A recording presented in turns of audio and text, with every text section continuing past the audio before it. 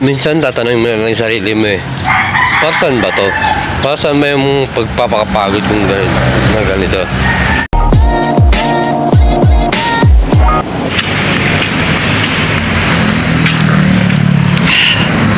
Walang masamang mapagod.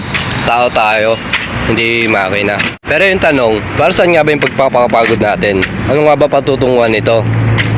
Nagkatrabaho na lang ba tayo dahil wala tayong choice? Sa mundong to, puro hustle cultures. Nakalimutan na natin na huminga. Akala natin na kapag huminto tayo, may iwan na tayo ng iba. Pero alam niyo yung pinakamalakas sa tao, hindi yun napapagod. Hindi yung taong pagod na, pero pinipilit pa rin bumangon para sa kinabukasan.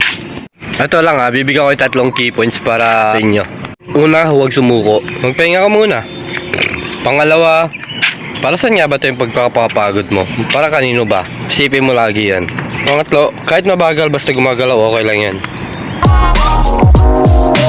Huwag may kahiyaya yung pagod mo, badge of honor yan. Na lumalaban ka para sa pangarap mo. Pero huwag mo ring hayaan na kainin ka ng pagod mo kung bakit ka nagsimula. Kung pagod ka ngayon, okay lang yan. Tulog mo lang yan. O ikapin mo. Pero bukas, siguraduhin mo na mas matapang ka na. Salamat sa mga nakinig sa video na to. Huwag kalimutan mag-subscribe para sa daily dose ng motivation sa channel na to. Sabay-sabay tayo mapagod, sabay-sabay tayo magtagumpay. Maraming salamat sa nanood. Peace!